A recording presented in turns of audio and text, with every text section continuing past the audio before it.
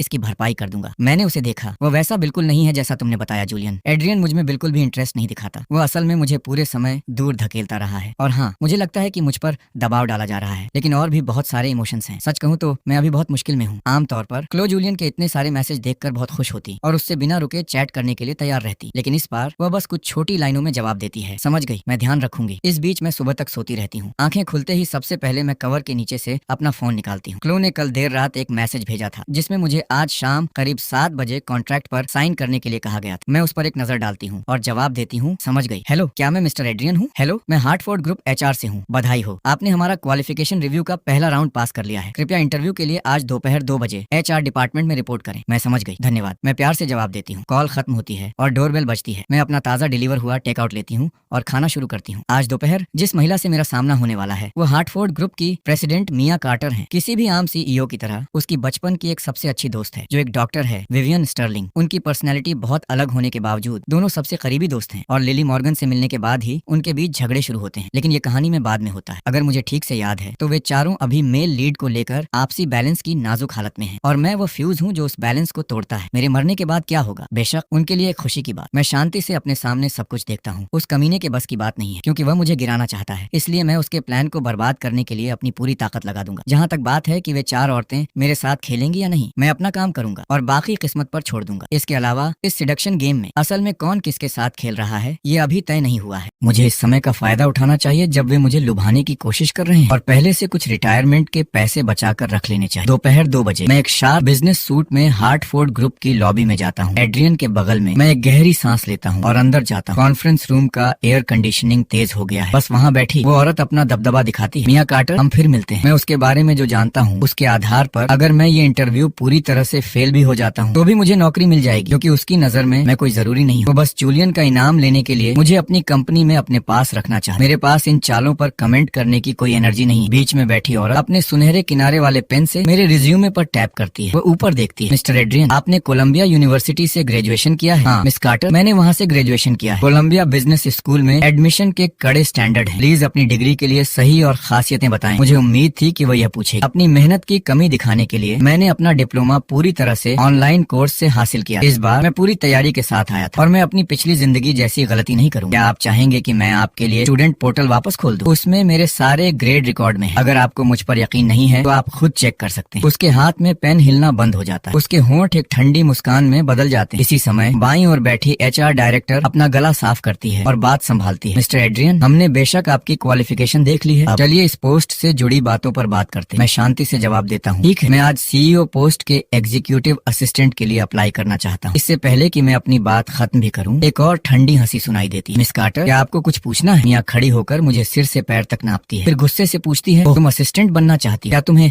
अपनी काबिलियत पर थोड़ा ज्यादा कॉन्फिडेंस नहीं है? तुम्हें सच में लगता है कि कोई भी असिस्टेंट बन सकता है? ये जाने पहचाने शब्द सुनकर मुझे अचानक अपनी पिछली जिंदगी याद आ गई। मिया ने मुझे सच में एक छोटी सी नौकरी पर रखा जहाँ सारा गंदा और थका देने वाला काम मुझ पर डाल दिया जाता। मेरी कोई मौजूदगी नहीं थी, मैंने कुछ भी काम का नहीं सीखा। पिछली जिंदगी में मिया ने मुझे कॉन्ट्रैक्ट पर साइन करवाने के लिए कंफ्यूज करने के लिए कुछ खास बातचीत के तरीके अपनाए। इस जिंदगी में मैं वह गलती दोहराने से मना करता हूँ। पहली बार मैं स्मार्ट हूँ, दूसरी बार मैंने एक टॉप स्कूल से ग्रेजुएशन किया है, तो मुझे कॉन्फिडेंस क्यों नहीं होना चाहिए? मिस कार्टर, ये अरेंजमेंट मेरे लिए सही नहीं है। एक कदम पीछे हटकर आप ही हैं जिन्होंने मुझे इंटरव्यू के लिए बुलाया। अगर आप मुझे नहीं चाहती तो मेरी काबिलियत को इस तरह नकारने का कोई कारण नहीं। आज आपका व्यवहार हार्टफोर्ड ग्रुप हायरिंग फिलॉसफी से मेल नहीं खाता, इससे मैं वाकिफ हूँ। मिया के बगल में खड़े 2 मैनेजरों की हथेलियों पर पसीने की पतली परतें जम रही हैं और वे उसे चुपके से देख रहे हैं। भाई, क्या तुम थोड़े ज्यादा घमंडी नहीं हो? सुन रहे हो, इंटरव्यू अभी शुरू हुआ है और तुमने पहले ही बड़े बॉस को नाराज कर दिया है। क्या तुम यहाँ काम भी करना चाहते हो? ये सही है। मैंने बस उसे खुद पर कंट्रोल करने से मना कर दिया। गेम जीतना चाहती थी, फिर भी असल में मुझे लुभा नहीं रही थी। मुझे नौकरी पर रखना चाहती थी, फिर भी जानबूझकर मुश्किल बना रही। मिया कार्टर, आज मैं तुम्हें अपनी बात मनवाने से मना करता। मिया का सीना मुझ पर गुस्से से फूल रहा है। मिस्टर एड्रियन, तुम्हारी जबान तो तेज है लेकिन काम बातों से नहीं, काम से होता है। CEO के एग्जीक्यूटिव असिस्टेंट के तौर पर तुम्हें अक्सर अचानक आने वाले हालात संभालने पड़ते हैं। ये ऐसी चीज नहीं है जिसके लिए तुम वहाँ बैठकर डींगे हाँक सकते। अगर तुम बाद में कुछ गड़बड़ कर देते हो तो ये सिर्फ मुआवजे की बात नहीं हो। इन हालात में क्या तुम सच में ये काम कर सकते हो? भाई, मैं तुमसे गुजारिश कर रही हूँ, बस चले जाओ। क्या तुम देख नहीं सकते कि हमारे बॉस पहले से ही गुस्से में है? अगर तुम जल्दी नहीं गए तो बहुत देर हो जाएगी। मिस कार्टर की बात में दम है। ये नौकरी सच में मेरे लिए सही नहीं है। Good bye. फिर मैं दरवाजा खोलता हूँ और सीधे बाहर चला जाता हूँ। दोनों मैनेजर ये सुनते हैं और आखिर में राहत की सांस लेते हैं। वे अपनी बॉस की तरफ देखते हैं तो पाते हैं कि वो कॉन्फ्रेंस रूम में नहीं है। जैसे ही वे उसे ढूंढ ढूंढने के लिए बाहर निकलने वाले होते हैं। वे दरवाजे पर एक धमाकेदार सीन देखते हैं। मियाँ उस आदमी के पीछे दौड़ रही है और उससे ठंडे चेहरे से बात कर रही है। मैंने तुम्हारा एटीट्यूड और हिम्मत देखी। तुम एग्जीक्यूटिव असिस्टेंट की जरूरतें पूरी करती हो। तुम्हें हायर कर लिया गया है। वाइल्ड, इन दोनों की पक्का कोई हिस्ट्री है। ये कुछ मजेदार गॉसिप है। इस बीच मेरी तरफ से जब मियाँ मेरी हायरिंग अनाउंस करती है तो मैं जोर से हंसता हूँ, उसके कंधे पर थपथपाता हूँ और कहता हूँ, मिस कार्टर, तुम्हारी नजर सच में बहुत अच्छी है। चिंता मत करो, कंपनी में मेरे जैसे टैलेंट के होने से ये और भी आगे बढ़ेगी। फिर मैं ऑन बोर्डिंग पेपर वर्क संभालने के लिए HR डायरेक्टर के पास जाता हूँ। दोपहर तक मेरे और मियाँ के बारे में अफवाहें पूरी कंपनी में फैल जाती है। एक हैंडसम नया हायर मिस कार्टर से आमने सामने होता है और आखिर में मिस कार्टर ही पीछे हट जाती है। इस तरह की टॉप टियर गॉसिप हर किसी को चर्चा में रखती है। कुछ कहते हैं कि हमारे बीच झगड़ा है, दूसरे कहते हैं कि हम पहला प्यार है। आखिरी मिला जुला वर्जन ये है, मैं मियाँ का पहला प्यार हूँ। हम दोनों के रिश्ते खराब थे और अब हम फिर से मिले हैं। गॉसिप की भूखी भीड़ ने अपने दिमाग में पहले ही पूरे साल भर की प्यार और नफरत की कहानी बना ली है। जब मैं कंपनी का टूर खत्म करके CEO के सेक्रेटरी ऑफिस लौटता हूँ तो आसपास के लोग अपनी जिज्ञासा रोक नहीं पाते और घूमने लगते हैं। क्या तुम और बॉस पुराने जान पहचान वाले हो? मैं अपनी पिछली जिंदगी के बारे में सोचता हूँ, हल्का सा मुस्कुराता हूँ और कुछ नहीं कहता। मुझे लगता है तुम इसे ऐसा कह सकते हो। मुझे इतना शांत देखकर बाकी लोग जानबूझकर देखते हैं, सोचते हैं कि ये सच ही होगा। बॉस के साथ तुम्हारा रिश्ता पहले कैसा था? क्या वो सच में इतना बुरा था? मेरी पिछली जिंदगी में मेरे लिए सब कुछ आसान नहीं था और मियाँ का उसमें हाथ। तो हाँ, आप कह सकते हैं कि हमारे बीच रिश्ता खराब था, लेकिन मैं फिर भी जवाब नहीं देता, बस फिर से मुस्कुरा देता। दूसरे लोग तुरंत समझ जाते हैं। उन्हें लगता है कि इस हिचकिचाहट वाले एक्सप्रेशन का मतलब प्यार और नफरत मिला हुआ होना चाहिए। पक्का कुछ उलझन है। कंपनी कब से तुम्हारी गॉसिप स्पॉट बन गई? क्या तुमने अपना काम खत्म कर लिया है? ओवेन फोस्टर धीरे धीरे मेरे पास आता है, मुझे सिर से पैर तक नापता है। उसकी आंखों में नफरत की एक चमक। फिर वह मुझसे घमंडी लहजे में कहता है, सेक्रेटरी एड्रियन, मिस कार्टर चाहती हैं कि तुम उनके लिए कॉफी लाओ। मैं अपना काम नीचे रखता हूँ और पूछता हूँ, क्या मिस कार्टर की कोई खास जरूरतें हैं? मिस कार्टर चाहती हैं कि पानी डाला जाए। पानी का टेम्परेचर 88 डिग्री हो, डालने का समय सेकंड के हिसाब से एकदम सही हो। जल्दी कर। अगर मिस कार्टर गुस्सा हुई तो तुम्हें ही जवाब देना होगा। मैं बस सहमत हूँ। जैसे ही मैं जाने वाला था, अचानक दरवाजे से एक आवाज आई। ग्रे सूट पहनी एक औरत बोली। वो दरवाजे पर खड़ी होकर हल्की सी हंसी। ओवेन, नए आए आदमी को फिर से धमका रहे हो? मेरे पास एक क्लाइंट की भेजी हुई चाय है, थोड़ी चाहिए? नहीं। डायरेक्टर वॉकर आप रख सकते हैं, मुझे नहीं चाहिए। वो जाने के लिए मुड़ा। फिर उसे कुछ याद आया और उसने मुझसे कहा, कल रात डिपार्टमेंट में वेलकम पार्टी है, तुम्हें जरूर आना होगा, छुट्टी नहीं लेनी है। फिर वो धीरे धीरे चला गया। एड्रियन, इसे दिल पर मत लेना। मिस्टर फोस्टर मिस कार्टर की बहुत परवाह करते हैं, पूरी कंपनी जानती है, इसलिए ये नॉर्मल है कि वो तुम्हें पसंद नहीं कर। मैंने उस औरत को देखा, अगर मुझे ठीक से याद है, वो लीना वॉकर, मार्केटिंग डायरेक्टर, और कहानी में वो जूलियन के दोस्त की गर्लफ्रेंड है। पिछली जिंदगी में हम कंपनी में ज्यादा बात नहीं करते और मैं उसे सच में नहीं जानता, लेकिन अभी की कहानी के हिसाब से बहुत जल्द जूलियन के अच्छे दोस्त एरॉन का एच के हेडक्वार्टर में एडवर्टाइजिंग डायरेक्टर के तौर पर ट्रांसफर हो जाए। पिछली जिंदगी में एरॉन ने मुझे काफी दबाया, इसलिए मैंने उससे कहा, अभी मेरे लिए आने के लिए धन्यवाद, मुझे सच में कुछ काम करने हैं, इसलिए मैं जा रहा हूँ। मैंने पिछली जिंदगी में अनगिनत बार पोर ओवर कॉफी बनाई है, इसलिए मैंने जल्दी से उसे खत्म किया और कॉफी लेकर CEO के ऑफिस में चला गया। मैं उसके पास गया, कॉफी उसके बाईं ओर रखी और जाने के लिए तैयार हुआ। मियाँ ने मुझे रुका, रुको अभी मत जाओ। उसने कप उठाया और एक घूंट लिया। मैंने उसके हल्के फुल्के एक्सप्रेशन देखे और उसकी आंखों में संतुष्टि की एक झलक देखी। मुझे पता है कि मैं ठीक हूँ और मियाँ अब मुझे परेशान नहीं करे। इस समय मियाँ, जो चीजों को मुश्किल बनाने के लिए तैयार थी, अपनी जबान पर कॉफी देखकर हैरान है। उसका स्वाद बिल्कुल उसे पसंद आ रहा है। क्या मेरे सामने वाला इंसान सच में जूलियन की फाइल वाला है? ऐसा क्यों नहीं लग रहा? वो इसे छिपाने में माहिर होगा।